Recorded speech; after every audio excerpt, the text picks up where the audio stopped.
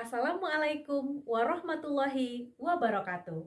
Perkenalkan, nama saya Ana Rizka. Saya berasal dari UT Padang dengan NIM 501132489. Pada diskusi 3 ini, saya akan menjawab pertanyaan yang pertama, membandingkan antara pendidikan formal dan informal, serta mengintegrasikannya dalam pembelajaran.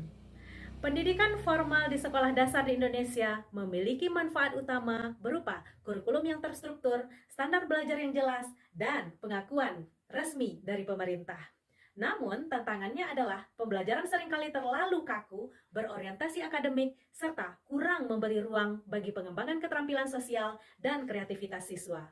Di sisi lain, pendidikan informal seperti kegiatan keluarga, komunitas, permainan tradisional, dan aktivitas ekstrakurikuler memberikan fleksibilitas, pengalaman nyata, serta kesempatan bagi siswa untuk belajar melalui interaksi sosial dan praktek langsung. Tantangannya, pendidikan informal seringkali tidak terukur dan tidak semua anak mendapat kesempatan yang sama.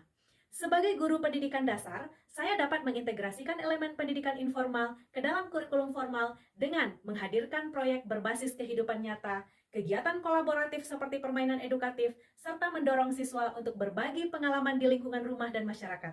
Dengan begitu, keterampilan sosial, kreativitas, dan penerapan pengetahuan dalam kehidupan sehari-hari dapat berkembang lebih optimal. Contoh integrasi pendidikan formal ke dalam pendidikan informal, yang pertama adalah proyek sains sederhana menanam sayur di polybag.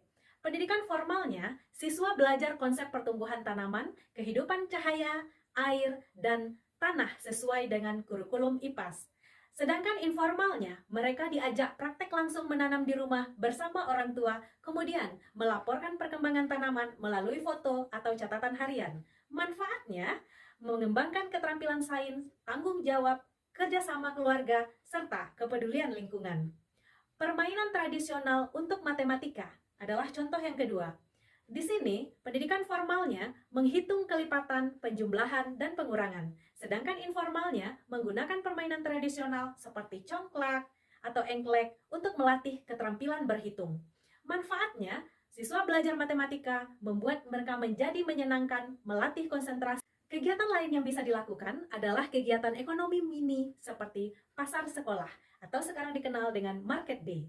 Di mana di sini pendidikan formalnya materi IPS tentang jual beli, uang, dan kebutuhan sehari-hari. Sedangkan pendidikan informalnya siswa membawa hasil kerajinan sederhana seperti gantungan kunci ataupun kue buatan rumah untuk dijual di pasar sekolah. Manfaatnya, melatih keterampilan kewirausahaan, tanggung jawab, komunikasi, serta penerapan pengetahuan ekonomi dasar. Contoh berikutnya adalah kegiatan sosial seperti aksi bersih lingkungan. Dalam pendidikan formal, materi PPKN tentang cinta lingkungan dan tanggung jawab warga negara. Informalnya, gotong royong membersihkan sekolah dan lingkungan sekitar dengan melibatkan orang tua atau masyarakat. Manfaatnya, menumbuhkan sikap peduli, kolaborasi, dan kesadaran akan kebersihan lingkungan. Dengan menggabungkan unsur formal atau materi pada kurikulum dan unsur informal berupa aktivitas nyata dalam keluarga atau masyarakat, siswa tidak hanya menguasai pengetahuan, tetapi juga mengembangkan keterampilan sosial, kreativitas, serta penerapan ilmu dalam kehidupan sehari-hari. Pertanyaan yang kedua, peran guru dalam mengatasi kesenjangan akses pendidikan formal dan pemanfaatan pendidikan informal. Kesenjangan akses terhadap pendidikan formal di Indonesia masih menjadi masalah, terutama bagi anak-anak di daerah terpencil atau yang mengalami keterbatasan ekonomi. Sebagai guru, saya dapat berperan dengan memberikan pembelajaran yang lebih inklusif, fleksibel, dan memanfaatkan sumber daya lokal agar siswa tetap dapat belajar meskipun akses terhadap fasilitas sekolah terbatas. Misalnya, memanfaatkan media sederhana, buku bacaan yang lebih murah atau buatan sendiri, serta mengoptimalkan kegiatan gotong royong, permainan tradisional, dan kearifan lokal sebagai bagian dari pendidikan informal.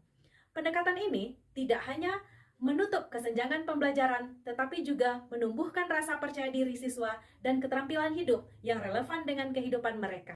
Dengan menjalin kolaborasi dengan orang tua dan masyarakat, pendidikan informal dapat menjadi penopang yang kuat bagi perkembangan karakter dan keterampilan anak yang mungkin belum sepenuhnya terlayani oleh pendidikan formal. Demikian jawaban saya tentang diskusi 3. Terima kasih atas perhatiannya. Assalamualaikum warahmatullahi wabarakatuh.